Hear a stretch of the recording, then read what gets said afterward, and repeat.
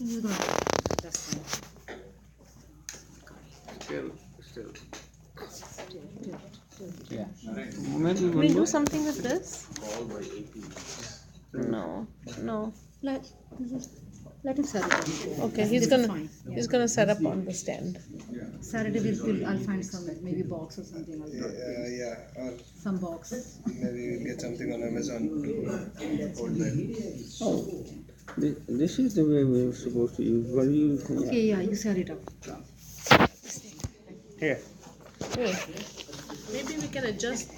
No, that's slanting down. No, that's Goes down. no, it's the other way then. No, it needs to Squeeze the sides here. be the other way. Good anyway. Then it has to stand. Yeah. It's too much. So you have to press start. Is the issue that we only have one stand and when you're not there, so we may have to buy another stand, we could do that? Yeah. The stand will always be in the back, but for someone to set up the stand it's not easy. Serena, weren't you away? I was last week. Oh, you're back? I was gone last week and I listened to the classes It will online. go start, so I don't know who it started. Don't stop. Chawla's daughter is sick. I don't know if she wrote treatment. Her daughter was in the hospital. Kidney stones and kidney infection. So she's home now. Today afternoon she came home. After that, we have to press stop. This one. Yeah. And then okay. The red one. Okay, wait. This one? Why? All set? No, it's his. Okay, yeah. Mine is on the bottom.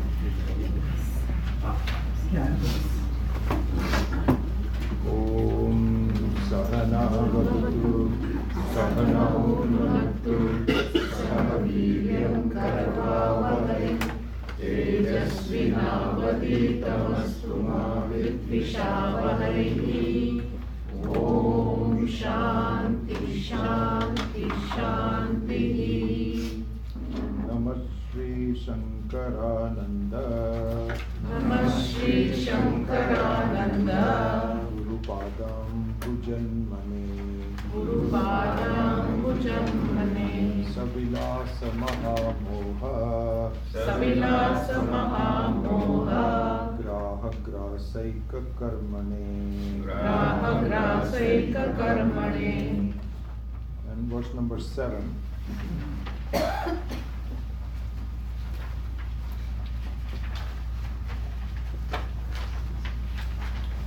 Masabda Yuga Kalpeshu. Masabda Yuga Kalpeshu. Gata Gamyeshvane Kada. Gata Gamyeshvane Kada. Nodeti Nastametyeka. Nodeti Nastametyeka. Samvidesha Swayam Prabha. Samvidesha Swayam Prabha.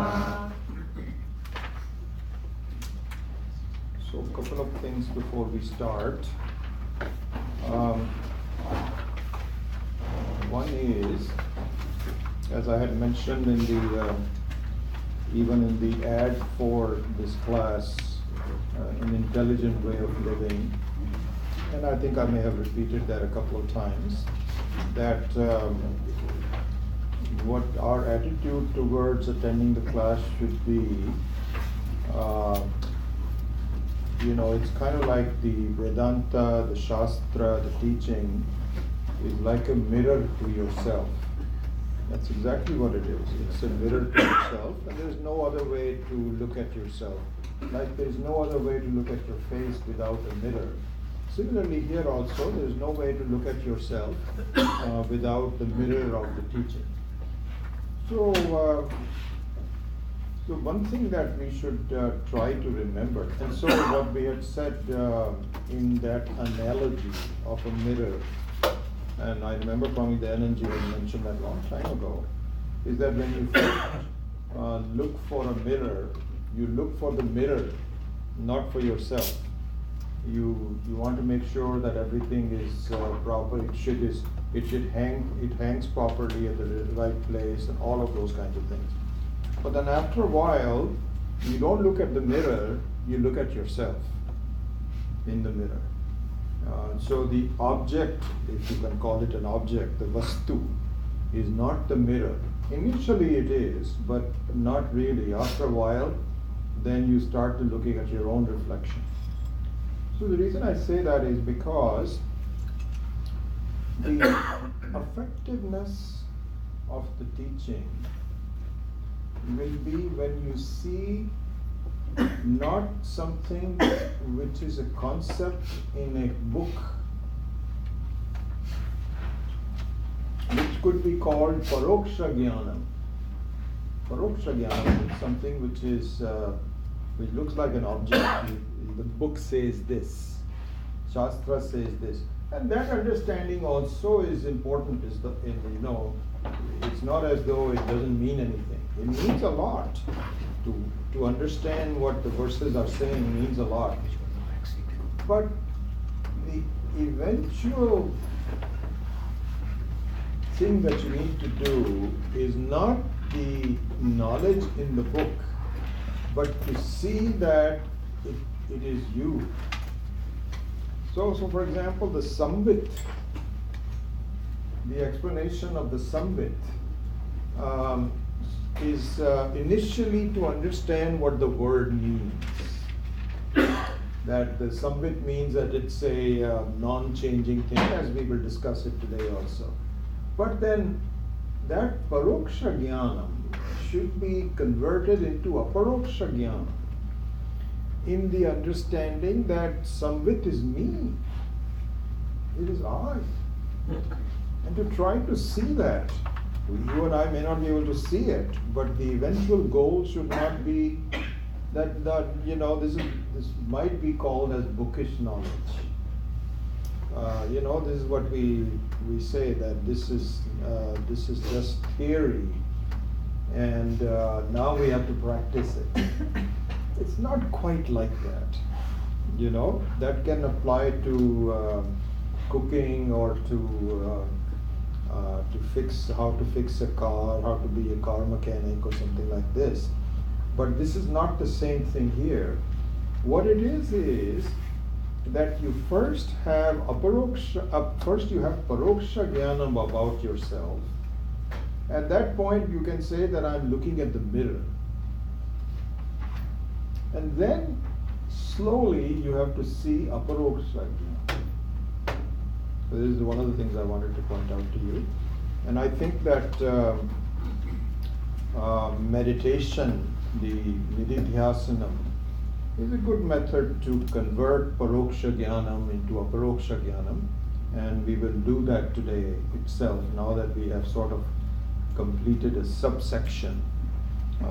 Maybe a little bit later on today, we will do we'll do a meditation to kind of give an example of how to look at this as a reflection of yourself rather than just something which is in a book. And that should be, my general advice would be that please study Vedanta initially to understand what the Shastra is saying, because that's important. You cannot immediately jump to aparoksha jnanam, but not pause there. You have to really see for yourself how it looks like it. This is one of the things I wanted to point out. The other thing I want to point out, which is something new, I was just thinking about that. I would suggest to each one of you that what I would like you to do as a goal is to, at the end of this whole course, be able to teach that to someone. Make that as a goal. And it's interesting that that goal is not just, it has multiple goals, multiple sub-goals. One of the sub-goals is that it'll be good to communicate it to some other people. If you have some loved ones in your life, or some friends that you feel have the right attitude, they are dharmic people and so on, then find a way to teach it to them. Find some time to do that. This is one of the sub-goals. The second sub-goal, I think, is that as you study this course, then please take notes and in fact absorb it as though you're preparing a course to teach someone else. It will be very useful. I mean, teaching is a very important thing because what it means is that when I teach, or any teacher, you have to structure and compose your ideas. You cannot just wing it. I don't try to do that, you know. It's you have to think of it. In fact, even before coming to the class, I look at it as what is it that we did last week? How am I'm going to review what I'm going to do this week and present it in a way that it hangs together. And same thing here, if you make a goal for yourself that at the end of the course, whether you find someone to teach or not, but at least you would benefit a lot. Because that's how you structure your thinking. And, because otherwise you don't compose your own thoughts. So the composition of a course for teaching or the composition of the course for your own thoughts, both are very good sub-goals, and I would really suggest to you, if you can, because this first chapter of Panchadasi lends itself very good for an introductory teaching. You can even, if you want, bring in some missing pieces from Tattva Bodha. So combine those two. And make a kind of like a course of yourself.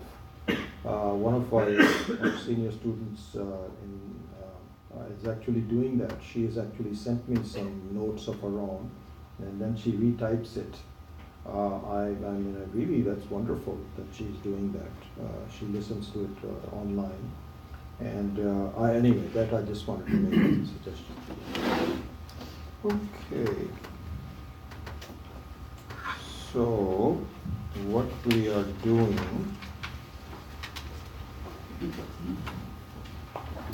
so we've been studying here, is that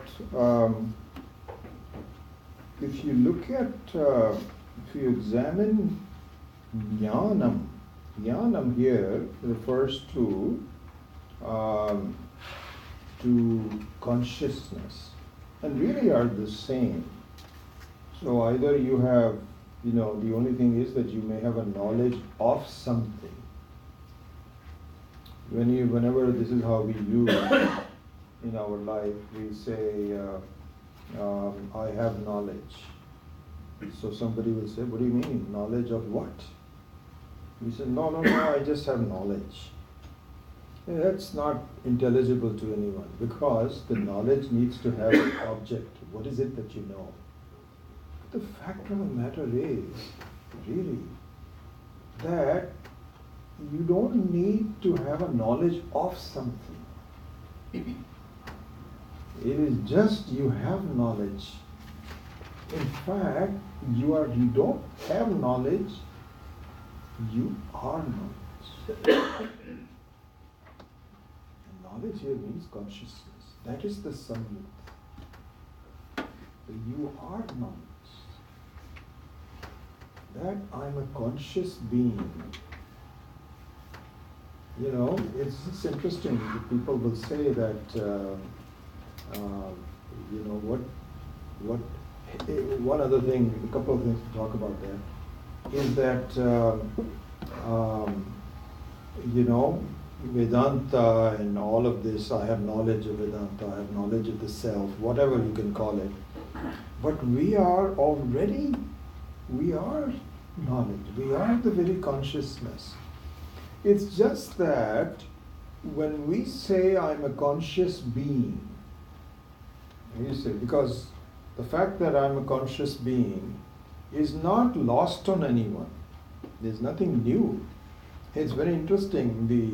The cats and the dogs may not be able to say that they are a conscious being. But they are a conscious being and they behave as though they are a conscious being. So their behavior also is consistent with the fact that they are a conscious being. But when you take a human form, and whether or not you study, whether you're ignorant, whether you are just from a village or you are a PhD from Berkeley and so on and so forth. Remember how I avoided the word Stanford? I used to always go to Stanford. I said, why should I not promote my own college? So whether you have PhD from Berkeley or whatever, you are a conscious being. But there is a flaw in this, interesting flaw, important flaw, crucial to understand this. When you say you are a conscious being,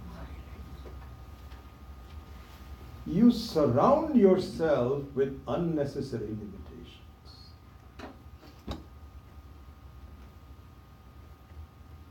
So no one says, please introduce yourself. The right introduction would be, supposing I ask you to please come and introduce yourself.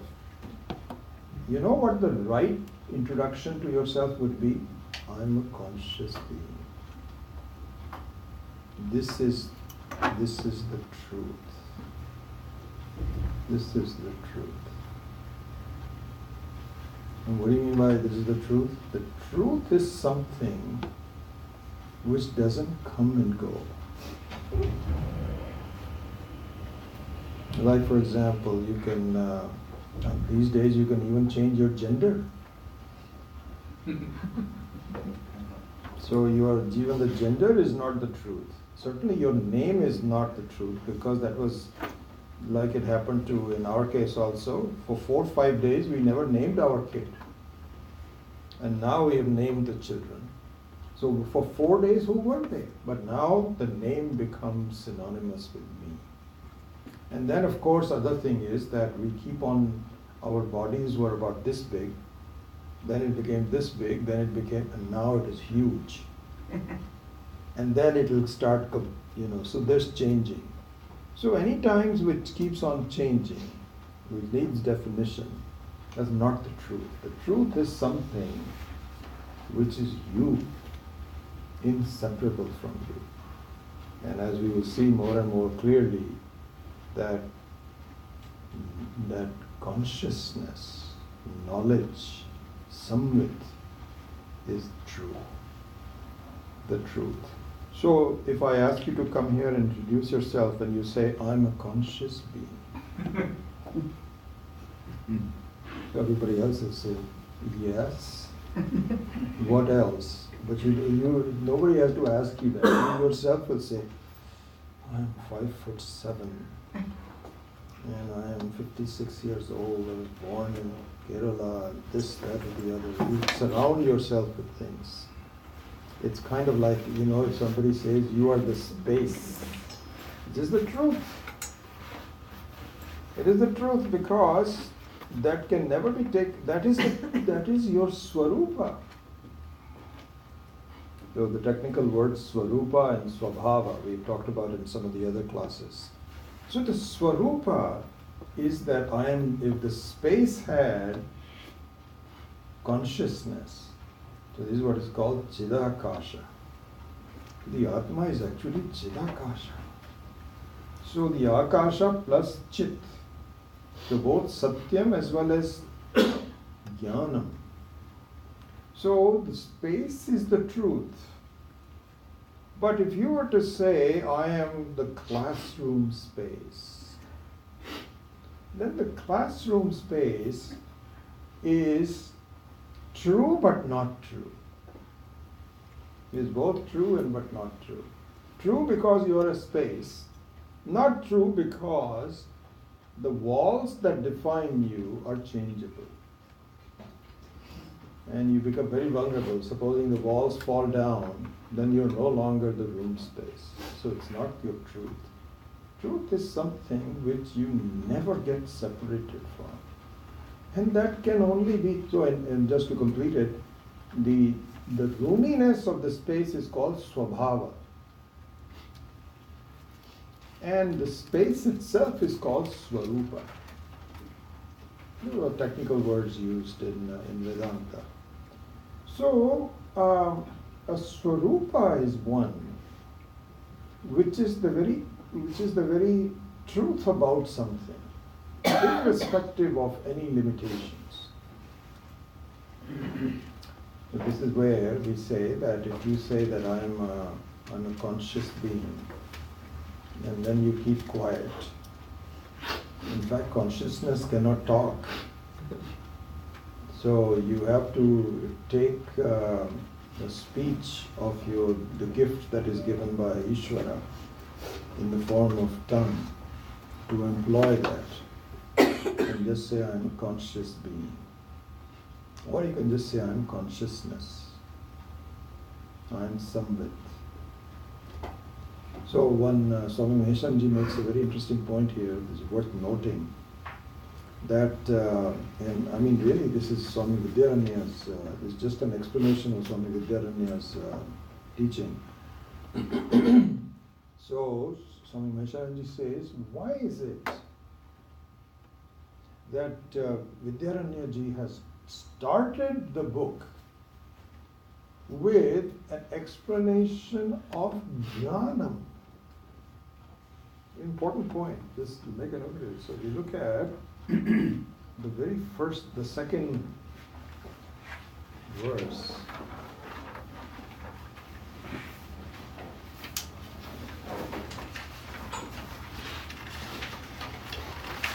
No, third verse, sorry. Third verse. Yeah, third verse. Shabdasparshadayo vedya vaichitriyat jagare prithak tato vibhakta tat samvit eka rupyatma vidyate. So here, Swami Vidyaranya started right away with jnanam, samvit. Right? And the next one is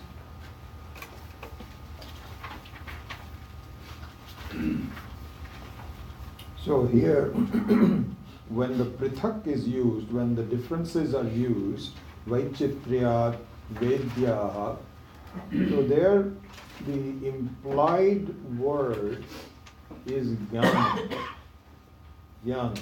knowledge, or samvit, or you can even say samvit, which is expressed in the form of objects. Okay? Anyway, to go back to the insight that Swami Maheshananji gave, he says that why is it that Swami Vidyaranya starts the book with samvit? Very interesting point, very important point. Why does he start with samvit, instead of Atma?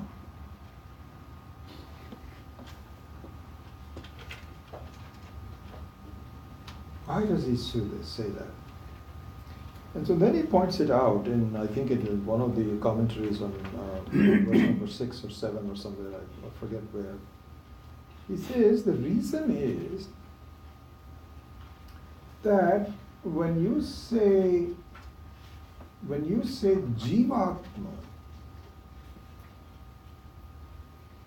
everyone has a slightly different way of looking at it. What is Jivatma? In fact, this will be shown in great detail. Charvakaha. The Charvakaha are actually, they are philosophical people, they are not foolish people. And they say that body is the Atma. And there is no other Atma. The body finishes, you are also gone. Then there are other schools of thought. Jains, for example, say that your Atma is the size of your body. So the elephant has a huge Atma. And you and I are very small Atmas. So, Swami Meshananji points out the reason that Swami Vidyaranya started with Jnanam as opposed to Jivatma is because even there is no agreement on what is Jivatma amongst various thoughts. But that is not true for consciousness. There is no disagreement. Consciousness, even the Buddhists also say consciousness, and Charvakas also say consciousness, Buddha and Jains also say consciousness. Consciousness is consciousness. It's a very beautiful point, really. And so, this is the analysis that starts with consciousness. I am aware. And now we have to just focus on what do you mean by consciousness? So there it says that please see that, and so you can use the words consciousness or awareness and knowledge interchangeably. It's the same thing. Same thing. And the reason the word knowledge is not used, that was another point that was made by Swami Maheshananji in pointing out. I think we pointed out earlier. The reason samvit is used as opposed to jnanam is because if you say knowledge, immediately the question is asked, knowledge of what?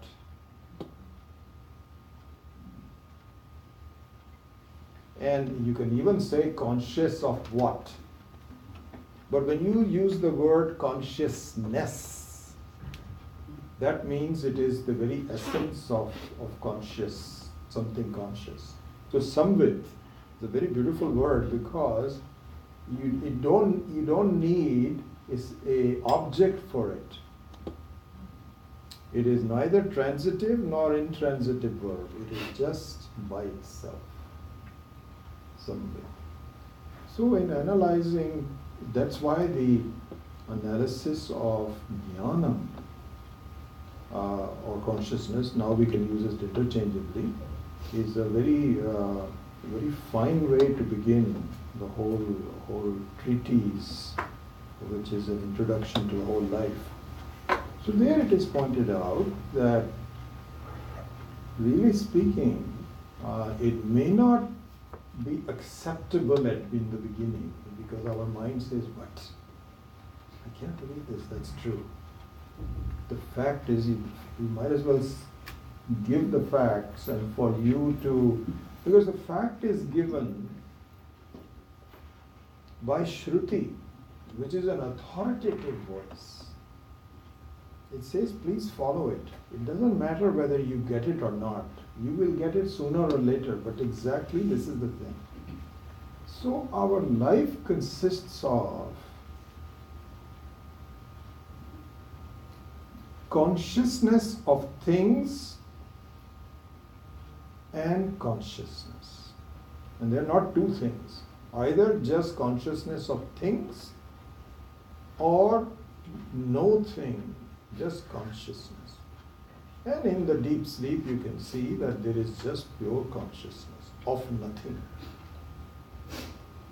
And so this is the analysis.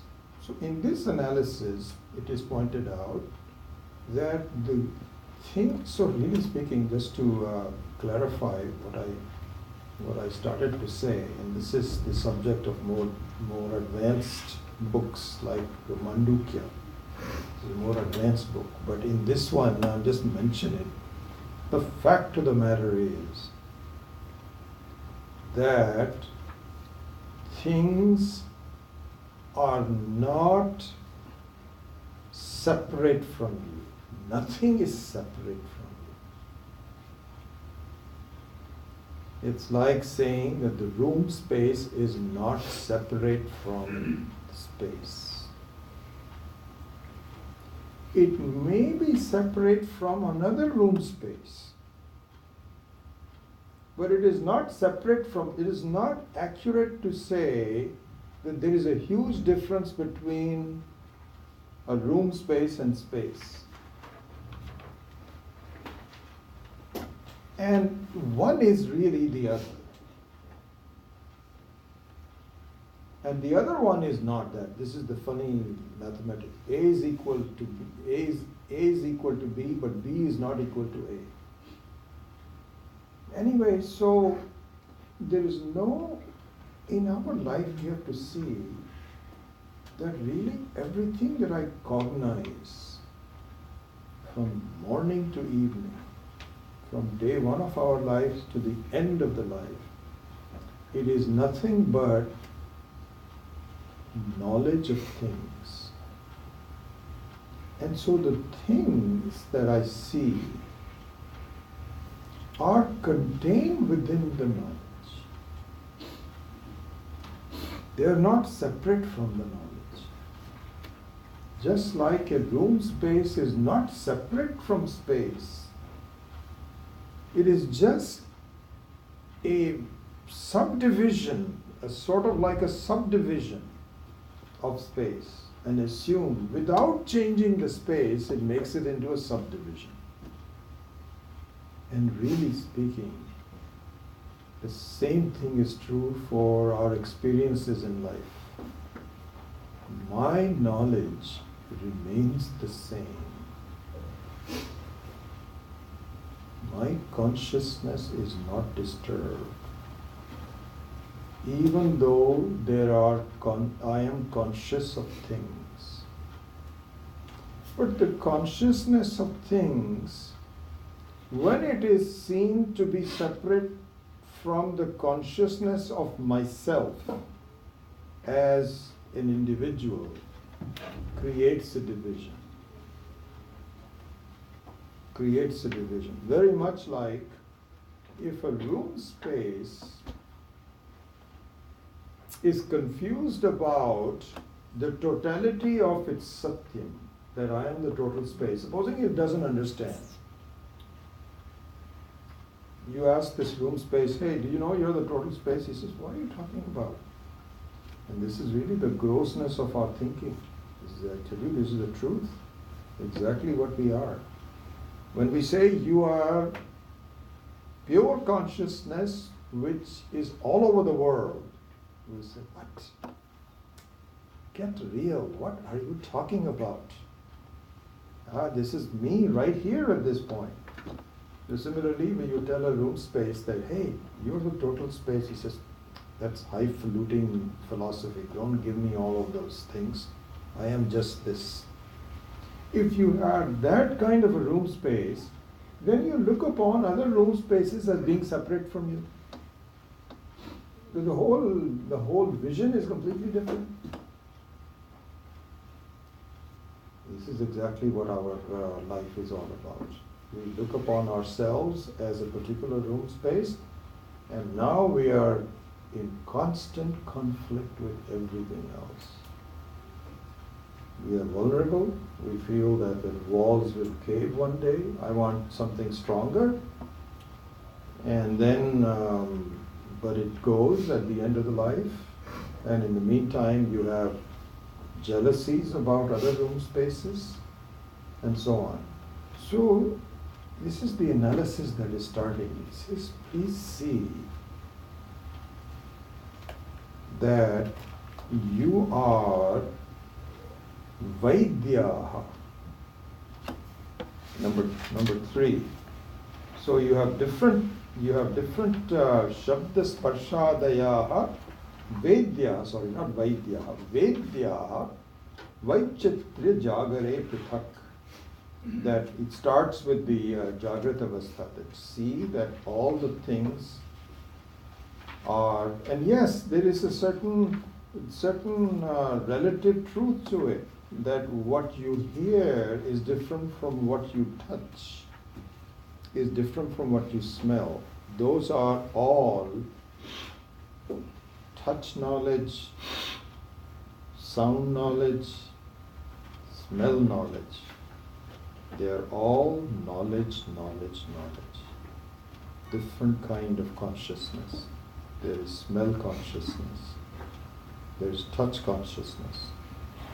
And in and through that, there is a common consciousness. And we have never really focused on this common consciousness because it is not useful to me in my life. I perceive it to the common consciousness as being nothing. The fact of the matter is that eventually we must, after we have spent the whole life running after specific things which have specific utilities, but the final word, the final progress, the final thing still eludes us. So there the Shastra says, please start to look at the truth about yourself, because the truth about yourself has many characteristics. The most important one is it does not change. You never got started with it. When was I associated with the truth? That question does not arise. Everything else that had a beginning, prakabhava, pradvamsvabhava, previous non-existence, posterior non-existence, but this one doesn't allow. It is the same. So focus on that. This is the consciousness. Please see that really the sound consciousness is also consciousness. Touch consciousness is also consciousness. Samvit, ekarupana vidyate. And then extend it to the dreams. Extend it to the deep sleep. And now you have covered your entire existence. 24 hours, 3 distinct differences, beautifully designed by Ishvara. You think about it. How did Ishvara decide to have these 3 different experiences for all living beings? Very interesting. Very interesting. So you have a Jagrata Avastha, you have a Swapna Avastha, you have a dream state, and then you have a deep sleep state. Lot of purpose. This is not accident. Nothing is done by Ishvara accidentally. You should see him. Enormous intelligence, enormous strategy, strategic thinking. Strategic thinking. In a very short order, you are, and so this is one thing. So the 3, look at the 2 dimensions. Beautiful. The 2 dimensions are that one dimension is where you have 3 different experiences in 24 hours. Totally distinct from each other. 3 different types. This is one thing. Then you have another dimension where you can be in 3 states. One is the animal state, one is the human state, and the third one is the Deva state. Is the other dimension. Very interesting. How so much strategy involved in doing this? And in and through, there is dynamism. There's no permanence. Because anything which is not yourself cannot be permanent. Only thing which is permanent is you. And in you, there are 2 dimensions. One is the 3 rotational experiences in a 24 hours. And the other one is, on a long-term basis, there is a kind of like an evolution. So this is what it is said, that our acharyas all say this, that at the macro level, there is no evolution. It is wrong to say that the whole world is evolving. It's just like, for example, you say that there was a big bang and the whole thing is expanding. And we don't know where it's going to go, where will, it's all, no such thing. It is there at a relative level, but in the infinity of creation, there is no change. It always remains the same. There may be some, collapses and expansions, but that also is cyclical. There is no, from a macro level, there is no evolution. At the micro level, there is evolution. And the micro level means that it is very possible that you may, and there are, it's not that important, but it's just kind of like a speculation. There are some differences of how people interpret it, even our wise people. Some say that once you become a human being, you can never go back to becoming an animal. But that's not, many of our Sampradayic acharyas don't believe in that. If you behave in an animalistic way enough, Ishvara says, oh my God, I made a mistake to make him a human being. He really belongs. He likes killing people. Let him make him a tiger in the next life. So there is actually reversion of that. Certainly there is inversion, not reversion, but inversion of the Manushya and the Devas. There it is there. Because you cannot stay as a Deva forever. You're there for a long time, but finally you have to come back to the earth. Mrityuloka Vishanti. Martyaloka Vishanti. You come back again to the Martyaloka. This is what the Shruti, the authority, says. Anyway, so going back to it, there are 3 variations in that dimension. So in the animal dimension, you are on an autopilot. You have no choice. You are simply exhausting your tendencies and slowly, very slowly improving your mind so that it becomes more introspective. And there are differences in the various species also. Some of the species are a little bit better aware of themselves. And in fact, they say that in dolphins, you have a very close relationship to an understanding of who they are. Not complete. So they are pre-programmed. There's nothing you can do. No one, and then they don't evaluate themselves. And another very interesting thing, we talked about it before. In the animal kingdom, they do not smile. There is no smile. Smile starts with human beings. Starts. It doesn't stay there very long, but you have the ability to smile. You have the ability to smile. And in Devas, they're smiling all the time. But not for very long. Maybe 1,000 years or something. And then most people say, that's good enough for me. Here I only smile only maybe 2 minutes during the day. But there if I'm smiling all the time, that'd be wonderful. 1,000 years passes. When you're having fun, time passes very quickly. Very quickly. So the 3 gradations of that are animals, human beings, and devas. Out of the 3,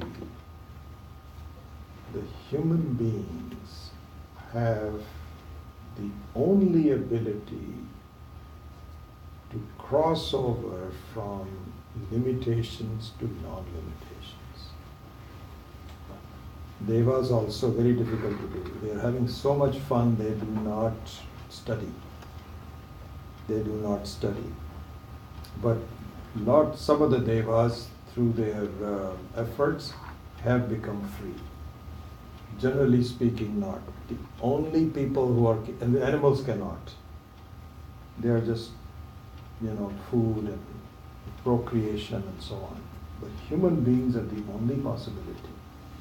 We are introspective. Our minds are made to listen, to think, and by thinking alone, this sense of limitations is caused. And so, the analysis of jnanam starts with the analysis of samvit. So this is the progress that we all have to make. That instead of focusing on the prithak, all the differences, we have to now introspect on the non-changing nature of myself. And let's start on that. So here, Swami Vidyaranya points it out in a very methodical manner, that first of all, you start with one element of your experience, which is the Jagrat Avastha. In the Jagrat Avastha, there is only one samvit, and we should begin to think about that. And we will do that in meditation, that which is the same consciousness. In all of my experiences, it is the same consciousness. Then you extended it to the dream state. And you find it is the same consciousness which is dreaming. And then you extended it to the deep sleep, which says same consciousness which is doing nothing, just resting. And then now the tour of the 24 hours is over. Then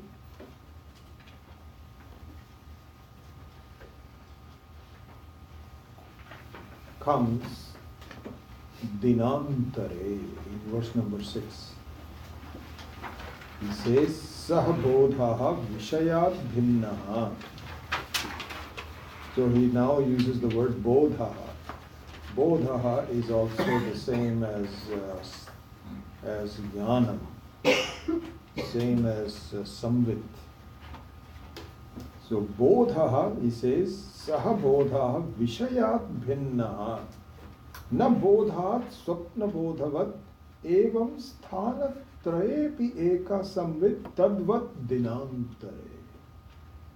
So look at this beauty. First you cover all the three phases of the day. Then you say, maybe tomorrow's consciousness is different. No. Tomorrow's consciousness is the same as today's consciousness. Okay, but maybe next month it may be different. Sorry to disappoint you if you want a different consciousness. You are the same consciousness. Masa abda yugakalpeshu gata gamyeshu what has already gone and what is to come. Anekathaha na udeti na astameti eka samvit esha swayam prabha. So it says that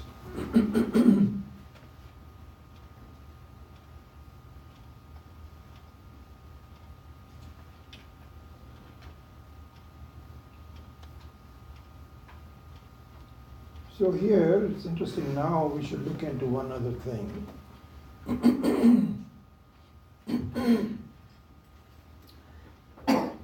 So differences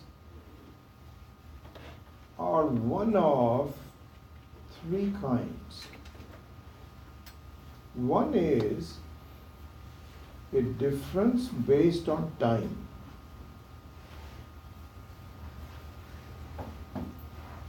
So for example, suppose you take this table. This is today's table. And tomorrow this will be tomorrow's table. And the two are almost the same, but not quite. There are some changes that have taken place. Some things it has slowly crumbling. It may not be crumbling fast enough, which is good. It's made out of plastic. But it was made of something else, even though it looks the same, like a mountain. The mountains are crumbling. So the time, there is a difference in time. Then there is a difference in space.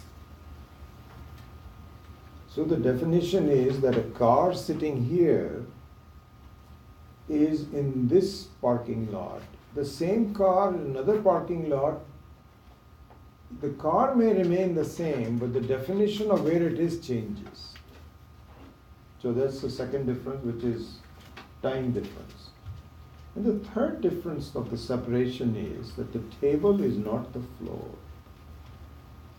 So if you look at the limitations, we have a time limitation, we have a space limitation, and we have a vastu limitation.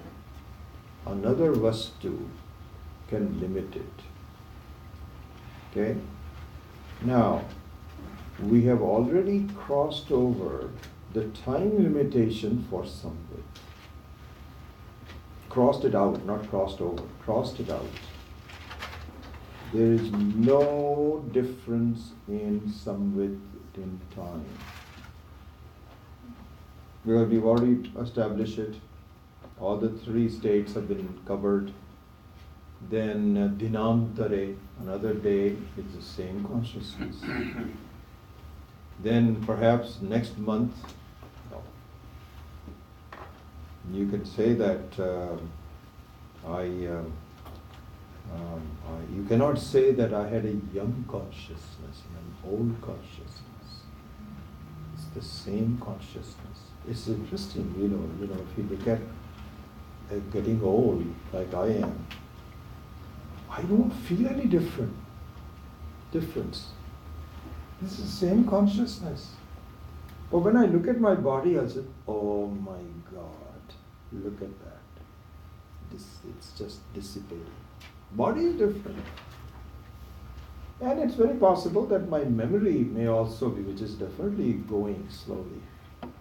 You know, I can't remember things and so on and so forth. But that's a consciousness of my mind. But it's the same consciousness.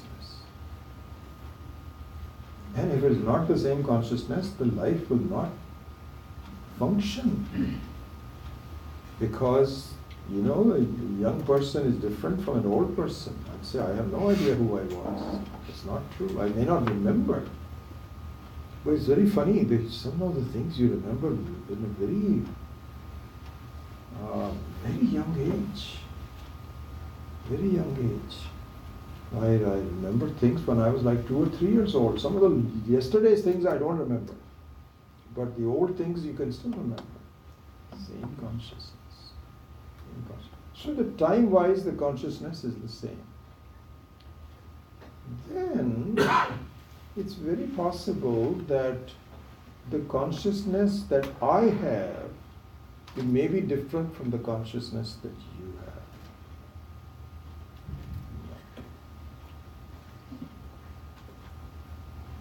And in fact, it's interesting. It is not if our planes were different, your plane of consciousness was different from my plane, we could not even communicate. The fact that I'm talking and you're listening, or you may be talking and I'm listening, then really it is the same consciousness. The same consciousness, the plane is the same. And also,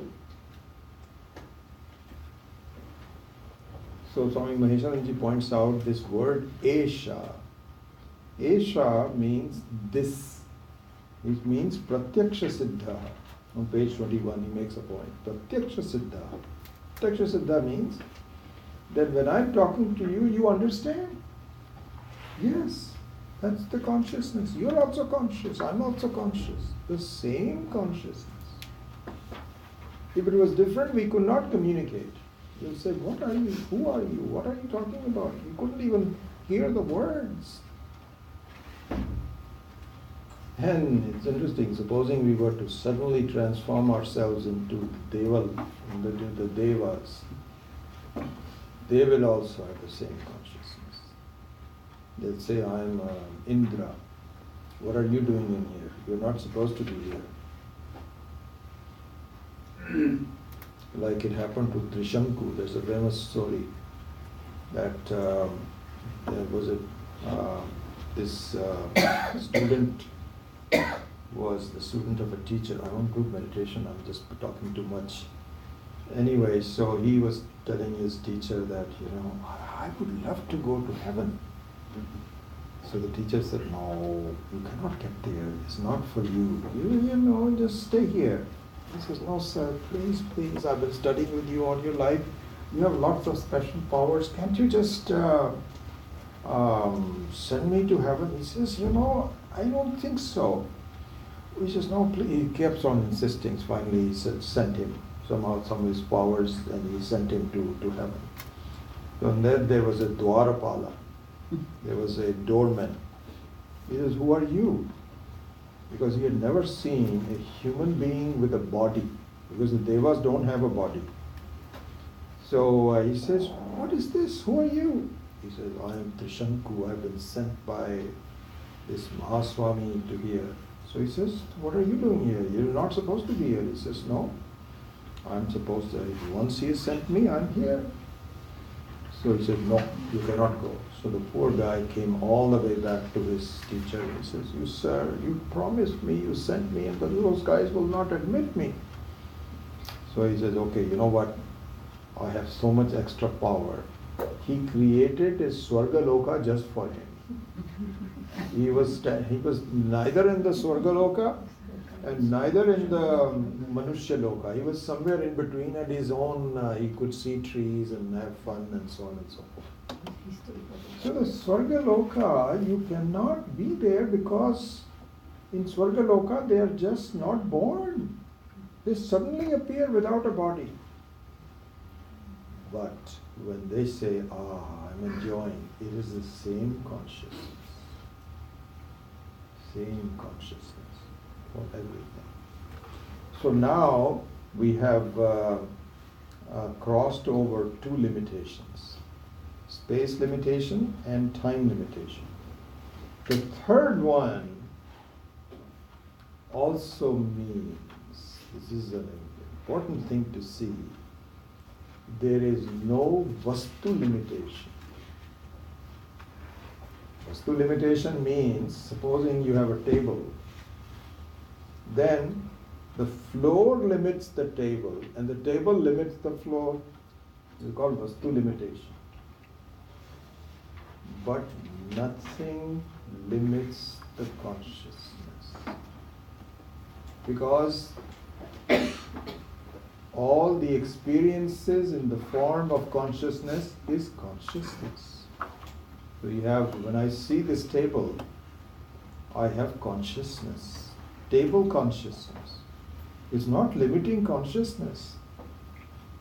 And so I am totally consciousness all the time, at all spaces, in all circumstances. No limitations whatsoever. This I have to see.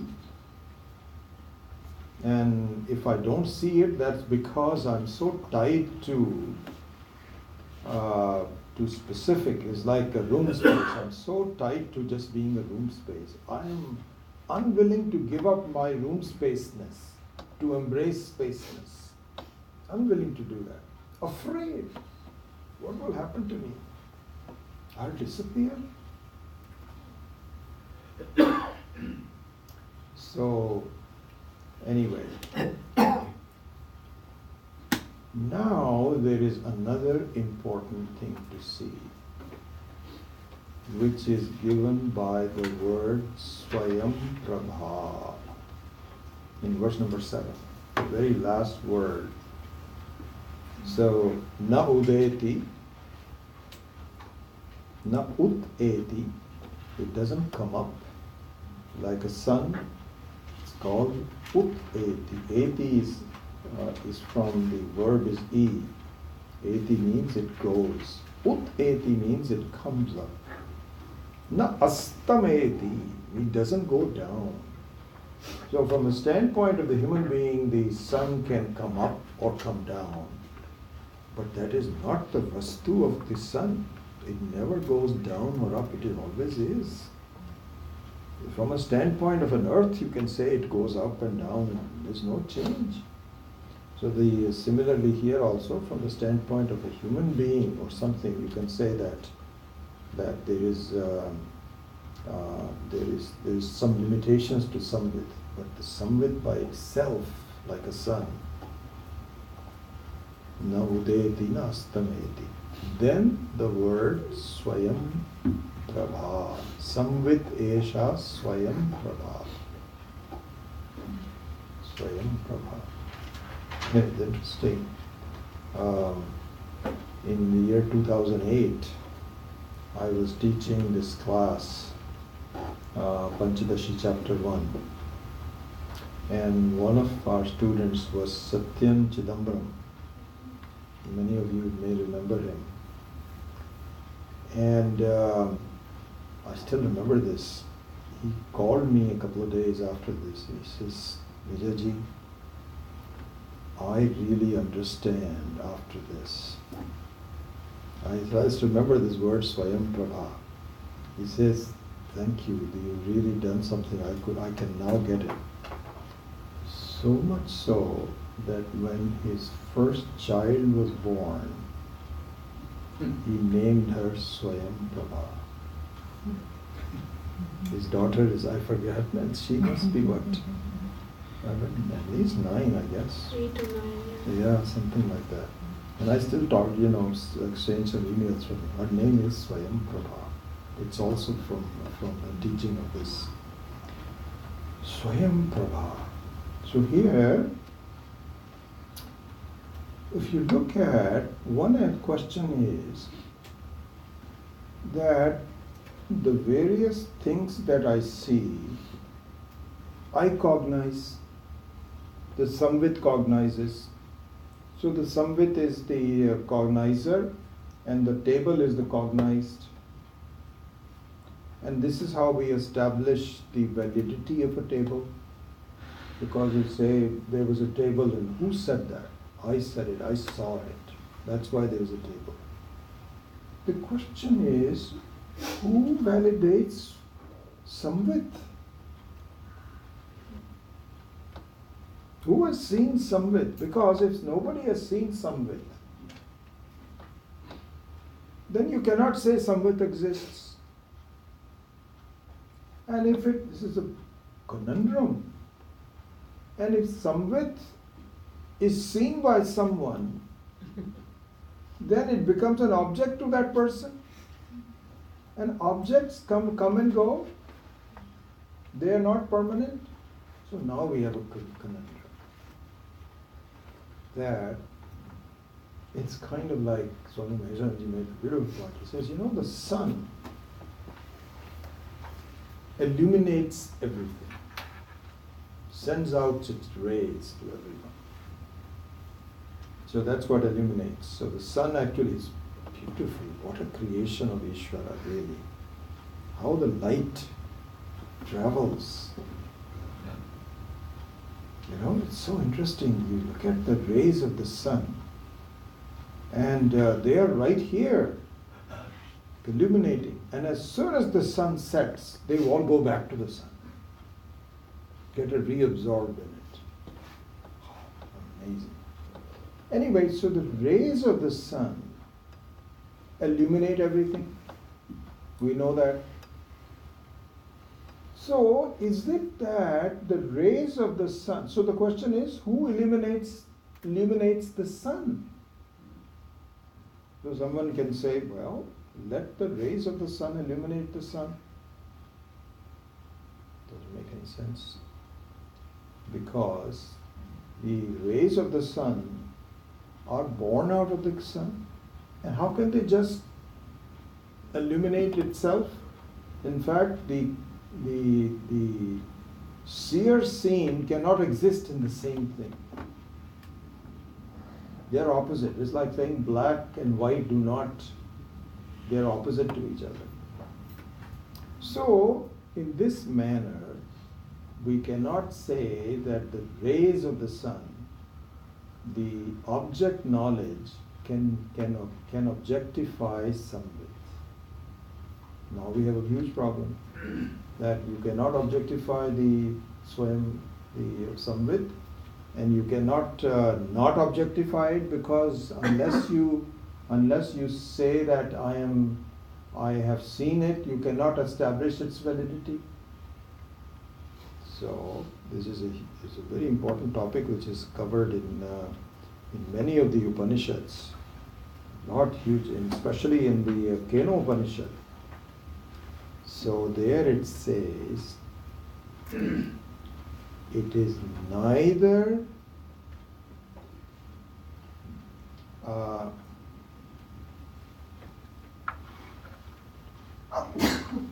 so this Paramatma, which is the Samvit, Paramatma here means like the total, the entire space, unlimited space, Paramatma, not the Jivatma. The Jivatma can be perceived as a limited space, but the Paramatma, which is the space, can neither be known nor is it unknown.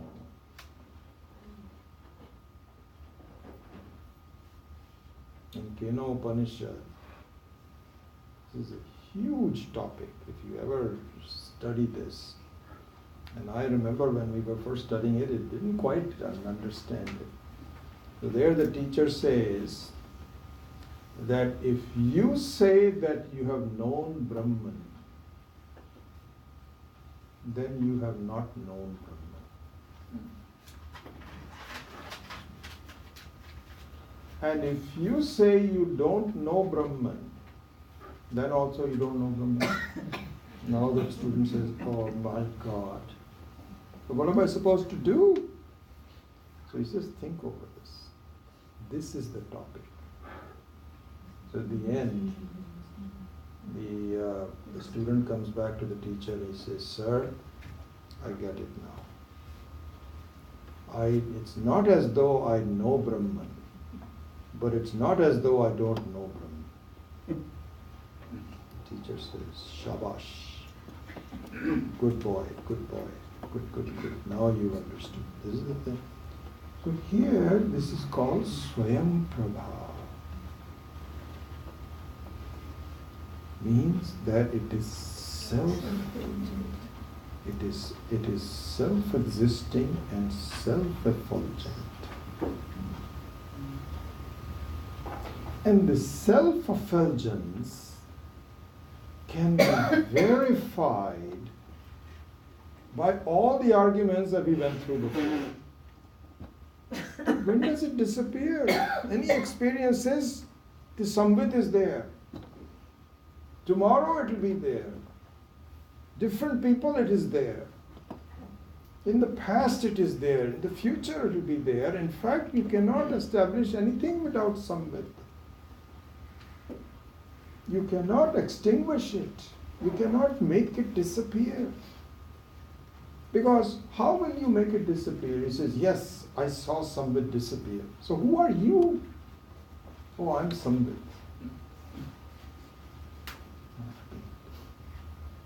So this is called Swayam Prabha.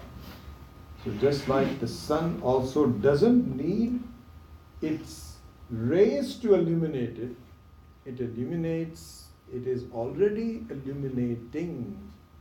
It doesn't need to illuminate itself, but by its very presence, it illuminates everything else. So this is now we have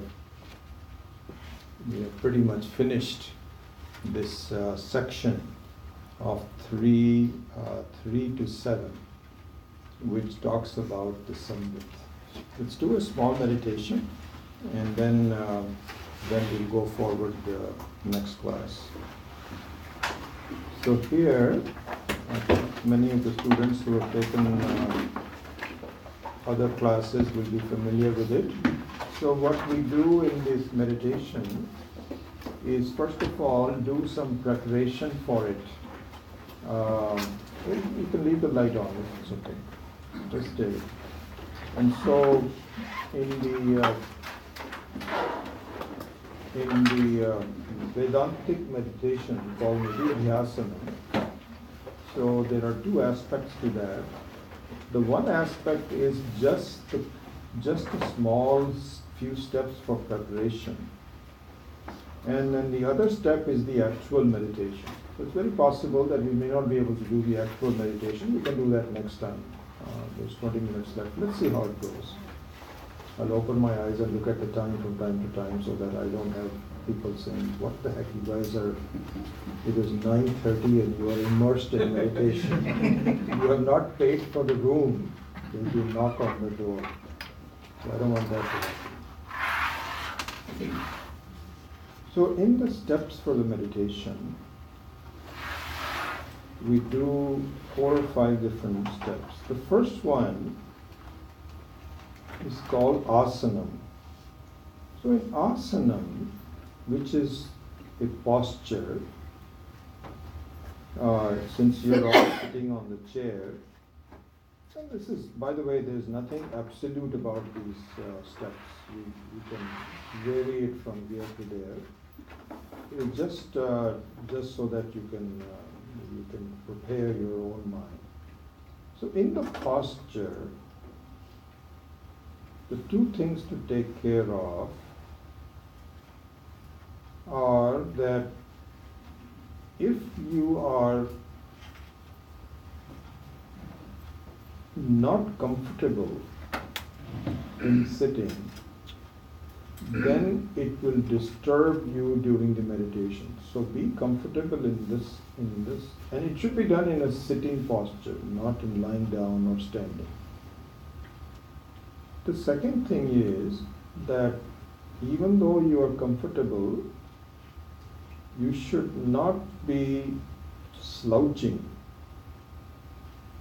The reason for that is that one of the issues with being comfortable is that your mind gets the signal that it is time to go to sleep. So this is what is called laya. So laya means that your mind welcomes the opportunity to shut down. And in the Vedantic meditation, we do not want to shut down our mind. We just want it to be relaxed. So therefore, the asanam, the best asanam is to be relaxed, comfortable, and yet not be slouching. So this is the first step. You can just check your posture, not necessarily here, but when you do meditation.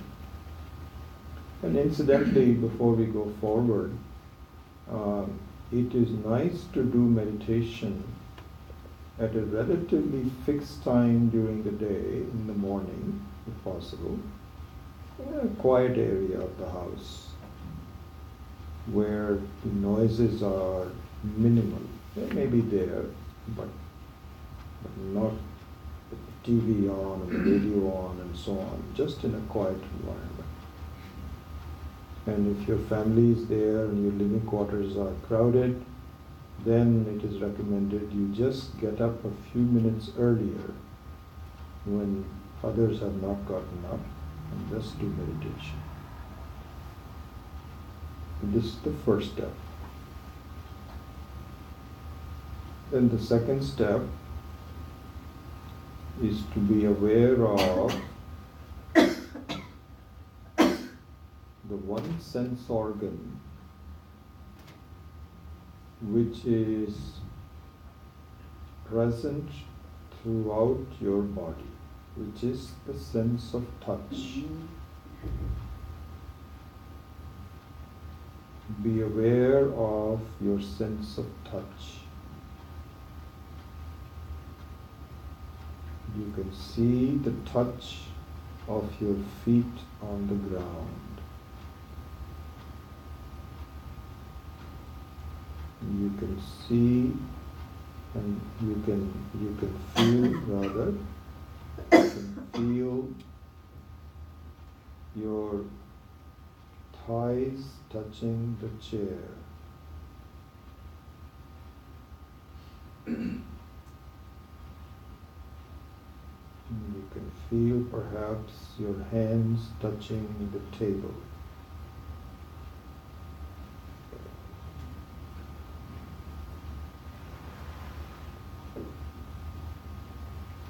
And in the gentlest of touches, you can feel your two sets of eyelashes, the upper set and the lower set in each eye, touching each other. You can even flutter them to see the sense of touch. And you can even briefly open your eyes to let some light in, but at the same time being aware of the eyelashes, and close your eyes and feel the eyelashes touching each other. Do this a couple of times.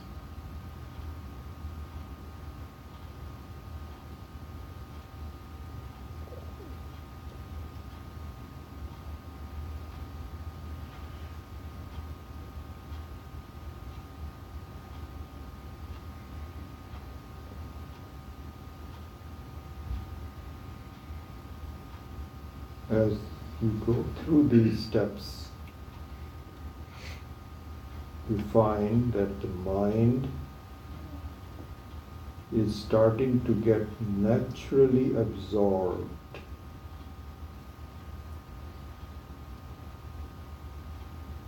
You're not forcing it, you're not giving it any commands, stop thinking, nothing. By being absorbed in these steps, the mind also participates and slowly gets quietened.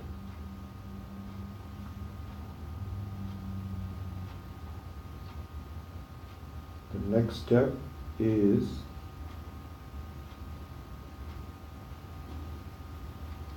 to make sure that there is no unnecessary tension in your body. There will be some, but be aware of heightened tension in any part of the body. And there are certain parts of the body common to all, which is unusually harboring tension. So for that, this step consists of starting at one end of the body, let's say at the very top, and working your way through to the other end of the body, stopping or perhaps pausing at certain points of the body which is harboring tension. So for example, the eyes. You give a conscious signal to the eyes to relax.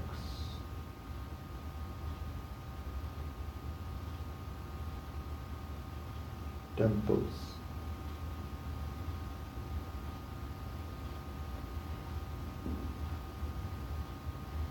It's very much like you're acting as your own masseuse,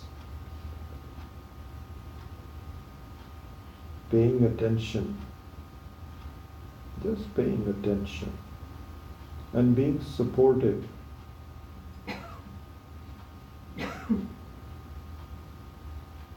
the stomach. Another point where the tension is stored.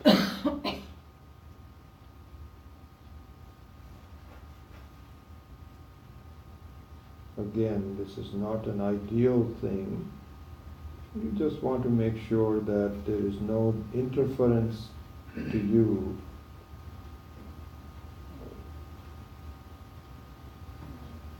from areas that are especially tense. That's all. So you can complete this step by just going from one end of the body to the other, and perhaps rechecking from time to time. Again, in going through such steps, your mind gets additionally absorbed. There is something very useful for it to do. It's not wandering around doing nothing.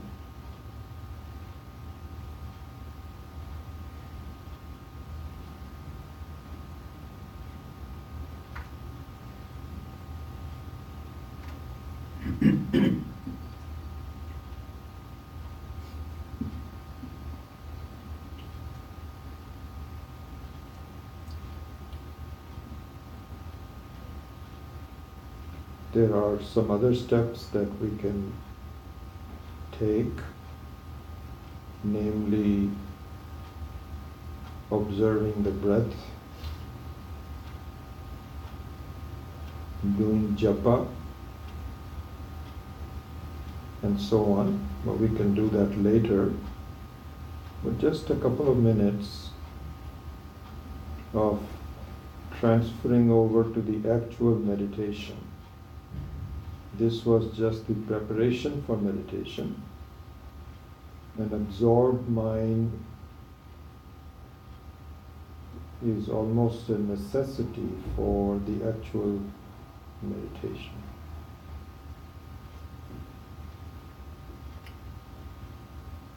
I am the consciousness.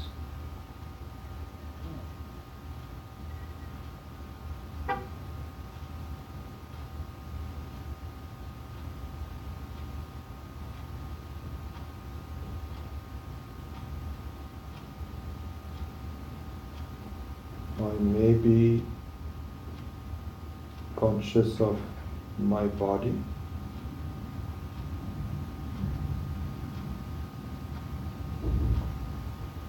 I may be conscious of some tension.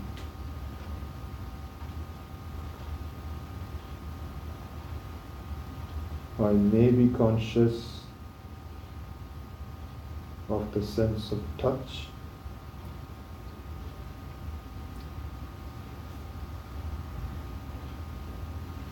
But in all cases,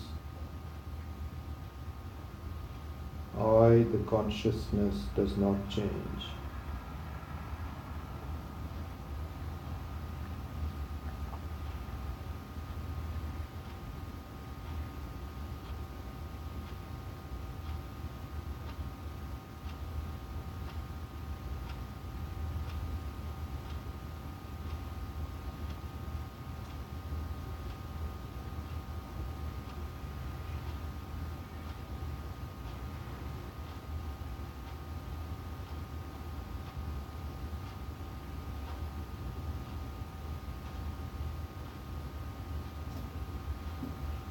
I am conscious of my waking experience.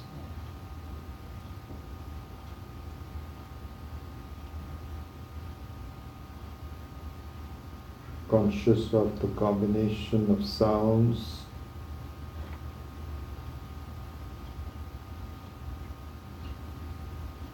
the touch,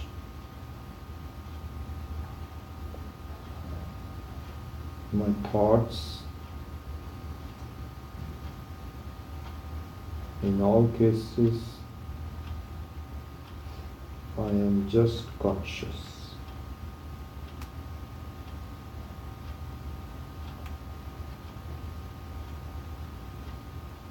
silence. Silence is the nature of consciousness.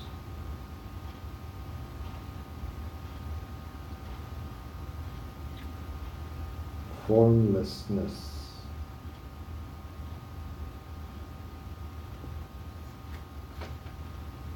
is the nature of consciousness.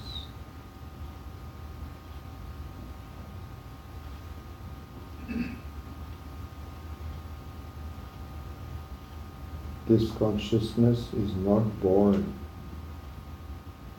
It did not start at any time.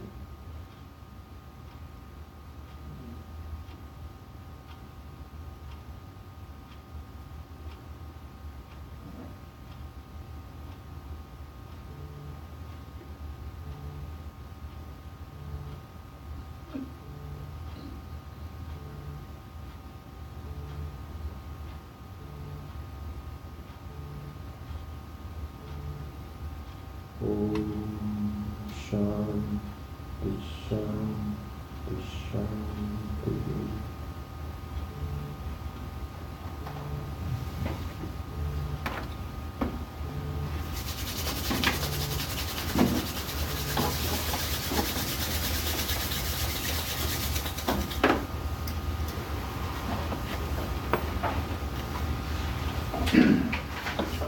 So this is an introduction to Aparoksha Jnana.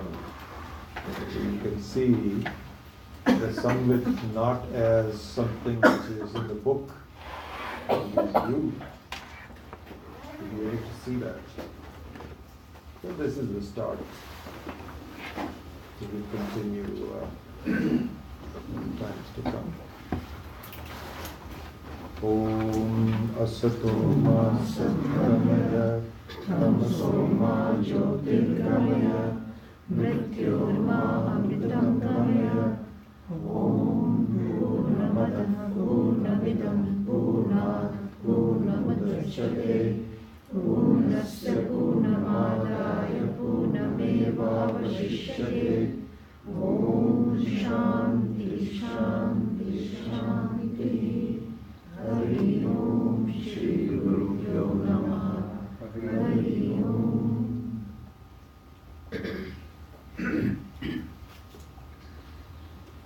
Yes, sir. Is there a difference between Swayam Prabha and Swayambhu? And what is that? Swayambhu. So Swayambhu refers to Satyam, and Swayam Prabha refers to Chit, Satyam Jnanam. And what is Swayambhu is also Swayam Prabha, and what is Swayam Prabha is also, it's the same thing. They are not different aspects, they're not different things, not a combination of things. It's the one thing viewed from the standpoint of existence, from the standpoint of knowledge. There cannot be any existence without knowledge, and there cannot be knowledge without existence. In the Pathasmarani, when he says Sanskrit Atma-tattvam, is that the same Sanskrit? Yes, the same thing. Some without Atma-tattvam is the same as something. Yeah. Atma-tattvam here means the very truth about myself, which is the same. As opposed to the Bhuta Sangaha. So Bhuta Sangaha is the definition along with the forms, which is not true for me. Yeah. Yes. So in deep sleep, it was emphasized that consciousness doesn't do anything. Correct. But consciousness doesn't do anything in any other state also. It doesn't, but it's just our identification with it make changes. That's the only thing that. And some of it doesn't change, but and we will go into this in much more detail as the teaching progresses, but the Sukshma Sharira, the Jivatma, because of the confusion about the Brahma, this is what is called Mahamohas, the very first verse, Savilasa Mahamoha, that one. So the Mahamoha truly means that I am fully convinced that I am a living being. I am not samvit. I am associated with it. So that's an identification which is only there in the Jagrat Avastha and in Swapna Avastha. But in the Sushupti Avastha, there is no identification. But the samvit itself doesn't change. Yeah. That's how it is. Okay, 9 o'clock, our rent is due.